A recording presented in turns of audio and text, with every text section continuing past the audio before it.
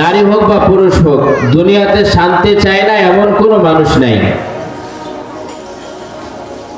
এমন কোনো ব্যক্তি নাই যে শান্তি চায় না। সকলেই শান্তি চায়।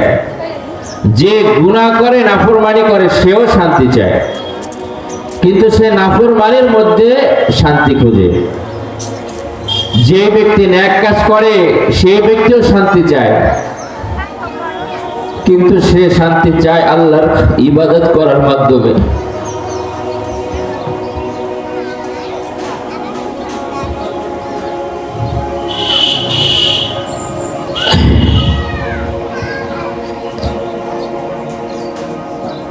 যে ব্যক্তি আল্লাহর ইবাদত করে,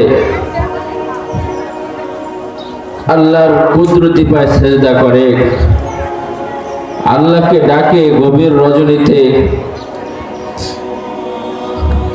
আল্লাহর সাথে একা একা কথা বলে, ওই ব্যক্তি যে ইবাদতের মধ্যে কি স্বাদ পায়, একজন নাফরমান গুনাহগার আসলে সেই জিনিস কখনো উপলব্ধি করতে পারবে না। আল্লাহকে ডাকার মধ্যে কি যে এক প্রশান্তি। যারা আল্লাহকে ডাকে, আল্লাহর জিকির করে, এটার মধ্যে কি শান্তি একমাত্র আল্লাহর প্রিয় মাহবুব বান্দাই বলতে পারে। আল্লাহর বান্দা যে আল্লাহর পয়গম্বর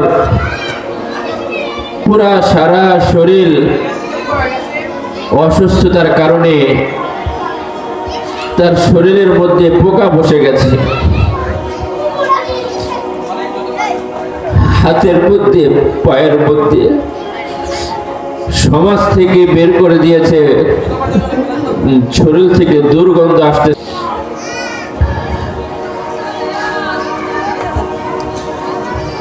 জিহ্বার মধ্যেও যখন পোকায় আক্রমণ করা শুরু করেছে, ওই সময় আল্লাহর কাছে কেঁদে কেঁদে বলতেছে, আল্লাহ তুমি আমাকে অসুস্থ বানিয়েছে, এটা আমি নারাজ না, আমি খুশি আছি।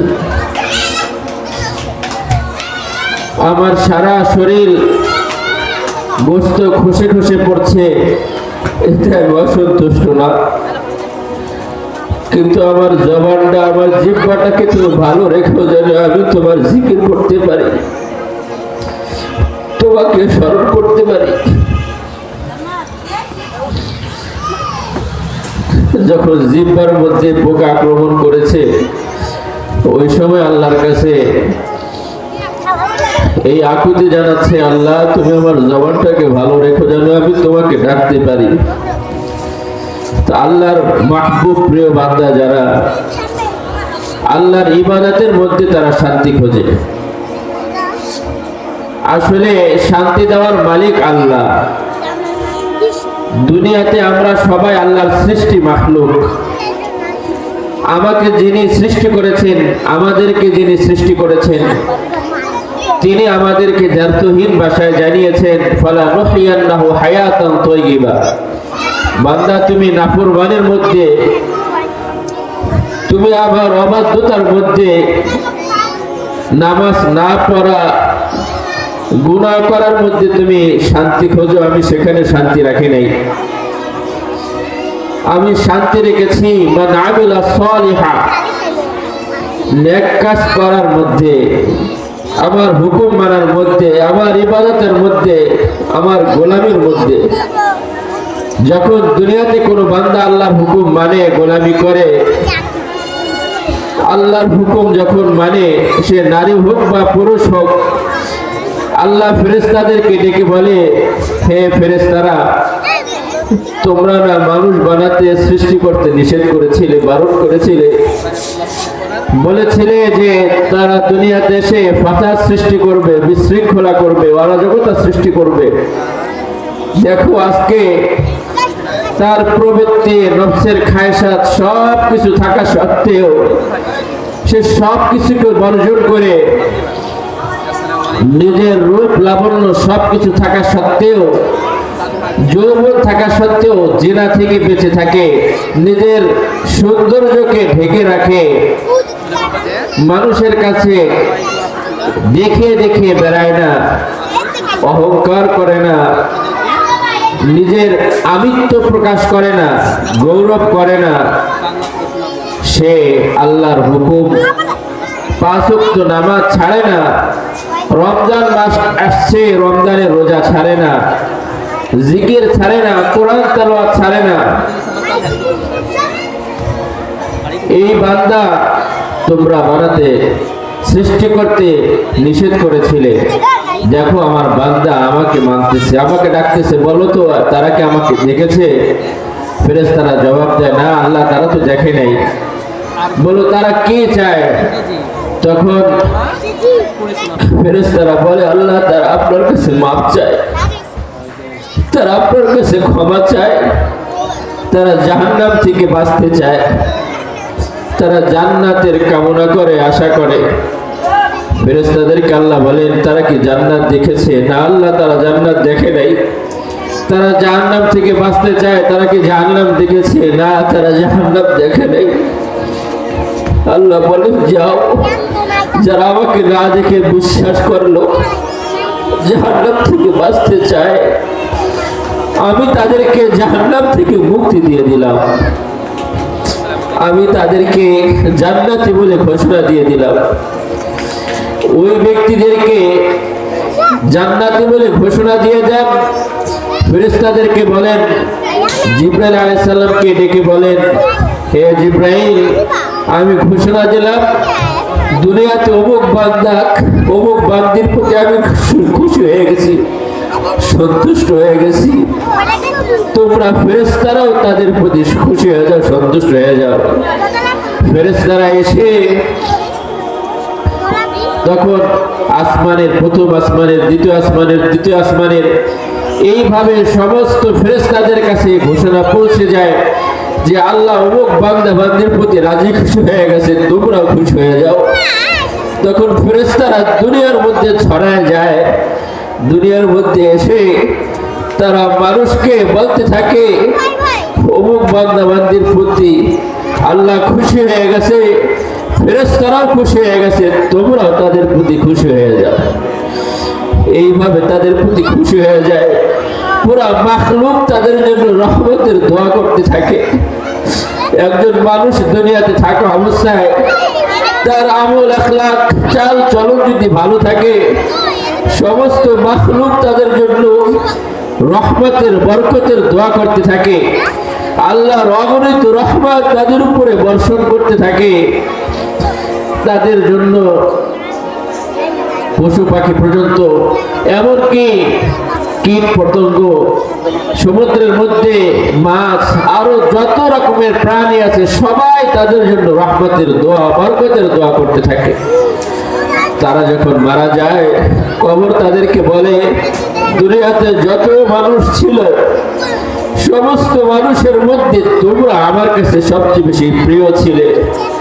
আজকে আমার পেটের মধ্যে তোমরা আসছো, আসো, তোমাদের কাছে, তোমাদের জন্য আমার উত্তম ভালো আচরণ রেখে দিয়েছি, তোমাদের সাথে আমি ভালো ব্যবহার করব, ভালো আচরণ করব। তখন তাদের ওই কবরটা তাদের জন্য জান্নাতের বাগিচায় পরিণত হয়ে যায়। আর যারা বদকার, নাফরমান, যারা আল্লাহর নাফরমানে অবাধ্যতা করে, যারা আল্লাহর হুকুম মানে না, যারা পর্দা মোতাবেক চলে না, যারা আল্লাহর বিধান মানে না, যারা বিভিন্ন গুনার সাথে জড়িত আছে, অবৈধ সম্পর্কের সাথে জড়িত আছে, মোবাইলে কত রকমের মানুষের সাথে অবৈধ সম্পর্কে আজকে যুবক ছেলে মেয়েরা জড়িয়ে যাচ্ছে। এমনকি অনেক মহিলারা বিদেশে স্বামী থাকার কারণে তারাও অবৈধ সম্পর্কের সাথে জড়িয়ে এই কত সুখের সংসারটাকে ধ্বংস করে অন্য এক পুরুষের সাথে সে ভেঙে চলে যাচ্ছে। কত বড় অবাধ্যতায় সে লিপ্ত হচ্ছে, গুনার মধ্যে লিপ্ত হচ্ছে, কত বড় নাফরমানি, বেঈমানের সে পরিচয় দিল। ওই ব্যক্তি কত বড় ধৃষ্টতা দেখালো আল্লাহর সাথে। প্রথম নাম্বার হলো এই ধরনের অবৈধ কাজ, এটা তো সম্পূর্ণ হারাম। দ্বিতীয় নাম্বার হলো সে এইভাবে ভাগার কারণে জিনায় লিপ্ত হয়েছে, আল্লাহ তাআলার নাফরমানিতে সে লিপ্ত হয়ে গেল। তো ওই ব্যক্তি দুনিয়ার মধ্যে যতদিন চলে, পশু পাখি কীট পতঙ্গ সব তার জন্য বদদুয়া করতে থাকে, আর তার জন্য বলে আল্লাহ এর কারণে দুনিয়াতে আযাব গজব আসতেছে। এবং আল্লাহর আযাব গজব যখন দুনিয়াতে আসে, তখন তো আর কাউকে বেছে বেছে আযাব গজব আসে না। আযাব গজব আসলে সবার উপরেই এই গজবগুলো নেমে আসে। সমস্ত পশু পাখি তার জন্য বদদুয়া করতে থাকে। যখন সে মারা যায়, খুব কঠিন মৃত্যু তার হয়।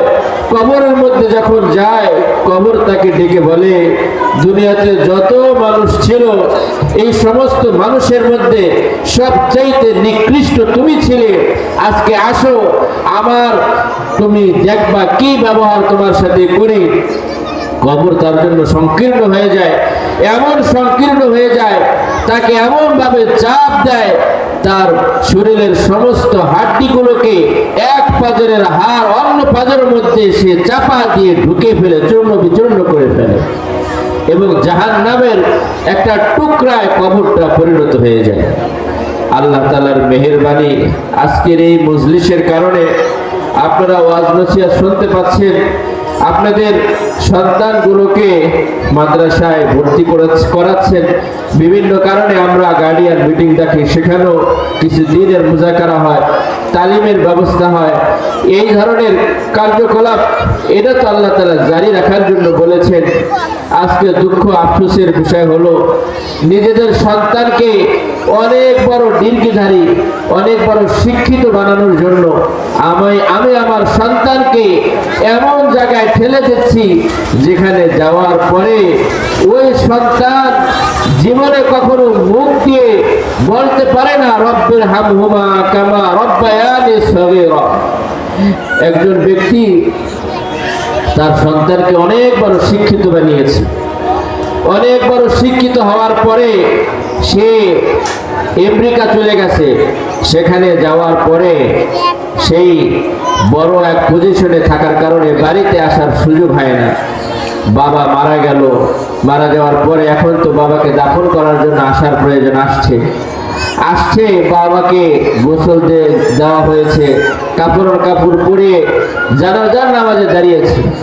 জানাজার নামাজ যখন পড়ানো শুরু হলো, ওই ছেলেটা ঝরঝর করে কাঁদতেছে, আর বলতেছে, এখন সে আউমাউ করে কাঁদতেছে। পুরা জানাজারের লোক সবাই তার দিকে তাকিয়ে আছে, কি ব্যাপার, এতক্ষণ পর্যন্ত সে কাঁদলো না, কান্না করলো না, কোনো কিছু বললো না, এখন সে এত জোরে ইস্কি মেরে কেন এত জোরে কাঁদতেছে? জানাজার নামাজ শেষ করার পরে ইমাম সাহেব তাকে জিজ্ঞেস করতেছেন যে আপনি এত জোরে জোরে কাঁদতেছেন কেন? এতক্ষণ পর্যন্ত তো আপনি কাঁদেন নাই।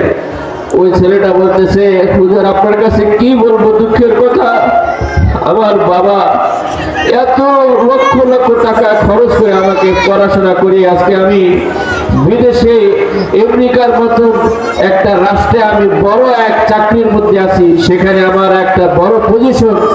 কিন্তু দুঃখ আফসোসের বিষয় হলো, যেই বাবা মা আমাকে এত কষ্ট করে পরিশ্রম করে এত টাকা খরচ করে আমাকে পড়াশোনা করালো, তাদের সুখ শান্তির জন্য বিদায়ের জন্য আজকে কি বলতে হয় সেটাই আমি বলতে পারি না।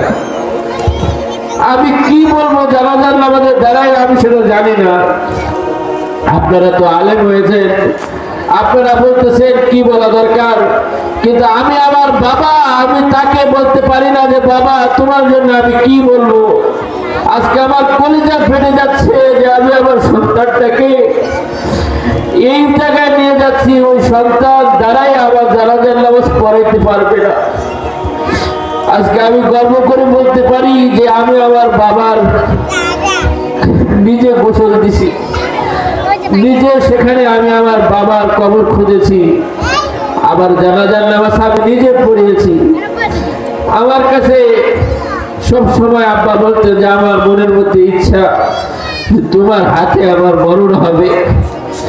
ঠিক আমার কোলের উপরে আব্বা দেখলাম যে আমি কালেমা পড়তেছিলাম, ওই সময় তিনি মুখ দিয়ে জবান দিয়ে তিনি মুখ বারবার করে কি জানি পড়তেছেন। সম্ভবত আমি কালেমা পড়তেছি, হয়তো বা তিনি আমার সাথে সাথে আস্তে আস্তে পড়তেছিলেন। ওই অবস্থায় দেখলাম যে তার কোনো অবস্থায় আস্তে করে তার জবানটা বন্ধ হয়ে গেল, চোখটা বন্ধ হয়ে গেল। আমার কোলের উপরে আব্বার মরণ হলো। আমি নিজে আব্বাকে গোসল দিয়েছি, আবার নিজে আব্বার কবর করেছি। এর দেখতে সৌভাগ্যের বিষয় গেছে। সন্তান যে কাজগুলো করে না, কামলগুলো করে, এটা আল্লাহর সাথে সাথে বাপ মা রুহের মাগফিরাতের জন্য পৌঁছায় দেয়। আবার স্বামী আবার সন্তানকে মাদ্রাসায় পাঠাচ্ছি, তারা পড়তেছে। এই সন্তানগুলো ইচ্ছায় অনিচ্ছায় নয়, তাকে শুরুতে যাওয়ার পরেই, ঢোকার পরেই তাকে আউযু বিল্লাহ বিসমিল্লাহ পড়ানো হয়। আউযু বিল্লাহি মিনাশ শাইতানির রাজিম, আমি অভিশপ্ত শয়তানের কাছে, শয়তান থেকে আশ্রয় চাচ্ছি আল্লাহর কাছে। বিসমিল্লাহির রহমানির রহিম, আমি পরম করুণাময় আল্লাহর নামে শুরু করছি। এই আল্লাহর নামে যে শুরু করছে, বাচ্চাটা বলার সাথে সাথে ওই বাবা মা যারা মারা গেছে তাদের আমলনামার মধ্যে আল্লাহ তাআলা অসংখ্য নেকি জমা করে দেন। এই যে সুবর্ণ এক সুযোগ, বাচ্চারা মাদ্রাসায় পড়বে, সে কোরআন পড়বে, হাদিস পড়বে, মাসলা মাসাইল শিখবে, মানুষকে শিখাবে। এটার একটা সওয়াব অটোমেটিক মা বাবার কবরের মধ্যে আল্লাহ তাআলা পৌঁছে দিতে থাকবে। এই সদকা জারিয়া, এই উত্তম ব্যবসা, এই ব্যবসা আর অন্য কোনো মানুষ সে পাবে না। যেই সন্তানগুলোকে আমি স্কুলে পড়াচ্ছি, বিভিন্ন বড় বড় শিক্ষিত বানানোর জন্য সেখানে পাঠাচ্ছি, তাদেরকে সুদের অঙ্ক শিখাচ্ছে। আজকে লোভ লালসা দিয়ে যে বেতন দেওয়া লাগবে না, টাকা পয়সা দেওয়া লাগবে না, আরো উল্টা তাদেরকে উপবৃত্তি দেওয়া হবে, এই ধরনের লোভ লালসা দিয়ে এমন জায়গায় সন্তানদেরকে পাঠাচ্ছি, সন্তান এক সময় আমার গলায় পাড়া দিয়ে বলবে, তুমি তো আমার জন্য কিছুই করো নাই, আমার হক তুমি আদায় করো নাই, আমাকে দ্বীনি শিক্ষা দেওয়াটা তোমার উপরে সবচেয়ে বড় দায়িত্ব ছিল, এটা আমি প্রাপ্য ছিলাম, আমাকে সেই প্রাপ্য অধিকার থেকে তুমি বঞ্চিত করেছো। আজকে সেই হক আদায় না করার কারণে আমি তোমাকে ছাড়া আমি জাহান্নামে যাব। আমাদের সমাজের মধ্যে নিজেদেরকে অনেক শিক্ষিত মনে করে অনেক ফ্যামিলি আছে। এই শিক্ষিত মনে করে সে তার বাচ্চাটাকে স্কুলে পড়াইতেছে। স্কুলে পড়ানো নিষেধ না, কিন্তু সে মৌলিকভাবে তার জীবনের জন্য যতটুকু প্রয়োজন ততটুকু তাকে শিক্ষা দেওয়া, এটা আপনার উপরে কর্তব্য ছিল, দায়িত্ব ছিল, ফরজ এক বিধান ছিল। সেই ফরজ বিধান থেকে তাকে বঞ্চিত করেছেন। এই বঞ্চিত করার কারণে আল্লাহ তাআলা হাসরের ময়দানে বন্ধ করে উঠাবেন। আল্লাহ তাআলা কোরআনে কারীমের মধ্যে বলেছেন, ومن أعرض عن ذكري فإن له معيشة ضنكا ونحشره يوم القيامة أعمى قال رب لما حشرتني أعمى وقد كنت بصيرا। হাসরের ময়দানে সে অন্ধ করে উঠবে, অন্ধ হয়ে উঠে সে বলবে, আল্লাহ দুনিয়াতে তো আমার দৃষ্টি ছিল, চোখ ছিল, আমি সব দেখেছি, আজকে কেন আমাকে আপনি অন্ধ করে উঠিয়েছেন? আল্লাহ বলবেন, তোমার কাছে আমার কোরআন পাঠিয়েছিলাম, তুমি কোরআন থেকে মুখ ফিরিয়ে নিয়েছো। তোমার সন্তানগুলি যাদেরকে তোমার শিক্ষা দেওয়া, তোমাকে যেই দায়িত্ব দেওয়া হয়েছিল তোমার সন্তানগুলোকে নেক সন্তান বানানোর জন্য, তাকে দ্বীনি শিক্ষা দেওয়ার জন্য, কোরআন শেখানোর জন্য, সেই শিক্ষা থেকে তুমি তাকে বঞ্চিত করেছো। তুমি আমাকে ভুলে গিয়েছিলে, এজন্য হাসরের ময়দানে আমিও তোমাকে ভুলে গিয়েছি। অন্ধ করে উঠাবেন। আর দুনিয়ার মধ্যে শাস্তি হলো, যেই কথা আমরা বলছি যে শান্তি চাই, আল্লাহ তাআলা বলেন পুরা দুনিয়াটাই তাকে সংকীর্ণ বানিয়ে দিবেন, অশান্তিতে তাকে ভরপুর করে দিবেন। আজকে দেখেন অনেক বাবা মা আছে যারা বৃদ্ধাশ্রমে থাকতেছে। এটার অন্যতম কারণ হলো সন্তানগুলোকে অনেক বড় ডিগ্রিধারী বানিয়েছি, শিক্ষিত বানিয়েছি, কিন্তু ওই সন্তান, তার যে বউ, তার যে স্ত্রী, সে সেই স্ত্রীও অনেক বড় শিক্ষিত, এখন সে শাশুড়ির খেদমত করবে কি, সে তার বাবা মার খেদমত করবে কি? দুজনে চাকরিজীবী, চাকরি করতে যায়। এখন ওই বাবা মাকে দেখার মতন কেউ নাই, তখন তারা দিয়ে ওই বৃদ্ধাশ্রমে রেখে আসে। দুঃখ আফসোস। আপনারা বলেন তো যে কয়জন আলেম তার বাবা মাকে বৃদ্ধাশ্রমে রেখে এসেছে? কয়জন আলেম আপনি বলতে পারবেন? কিন্তু আপনাদের অসংখ্য আমি এরকম বাবা মাকে দেখাইতে পারি যে বাবা মা কষ্ট করে পরিশ্রম করে সন্তানগুলোকে সে শিক্ষিত বানিয়েছিল, কিন্তু সেই বাবা মাকে তারা শেষ মুহূর্তে যখন বাবা মা বৃদ্ধ হয়ে যায়, ওই সময় সে চায় সন্তানের সাথে থাকতে, তাদের সাথে একটু কথাবার্তা বলতে, নাতি নাতনি যারা আছে তাদের সাথে সময় কেটে যায় কথাবার্তা বলতে। কিন্তু দুঃখ আফসোসের বিষয় হলো ওই সময় তাদের দুনিয়াতে কেমন যেন একটা কবরের মতন জিন্দিগি হয়ে যায়, পুরো কবরের মতো জিন্দিগি। সেখানে নাই সন্তান, সপ্তাহ পর সপ্তাহ, মাসের পর মাস চলে যায়, কাউকে দেখার সুযোগ হয় না, নাতি নাতনি তো দূরে থাক, কারোর সাথে কথা বলার সুযোগ থাকে না। ওই বিদেশি লোকজন থাকে, তারা এসে খেদমত করে, কিন্তু নিজের সন্তান যাকে এত কষ্ট করে গর্ভে ধারণ করেছিল বাবা মা কষ্ট করে গর্ভে ধারণ করেছিল, বাবা নিজের সমস্ত কিছুকে বিসর্জন দিয়ে সন্তানকে মানুষ করেছিল, সেই সন্তানের আদর যত্ন পাওয়ার সুযোগ আর তাদের হয় না। এটার অন্যতম কারণ হলো ওই বাবা মা নিজের পায়ে নিজে কুড়াল দিয়ে আঘাত করেছে, ওই সন্তানটাকে সে তার অধিকার থেকে তাকে বঞ্চিত করেছে। এই জন্য আজকে আপনারা দেখবেন অল্প সময়ের মধ্যে আমাদের প্রধান মেহমান চলে আসছেন, তিনি গুরুত্বপূর্ণ আলোচনা পেশ করবেন। অল্প সময়ের মধ্যে আপনাদেরকে দেখাবো যে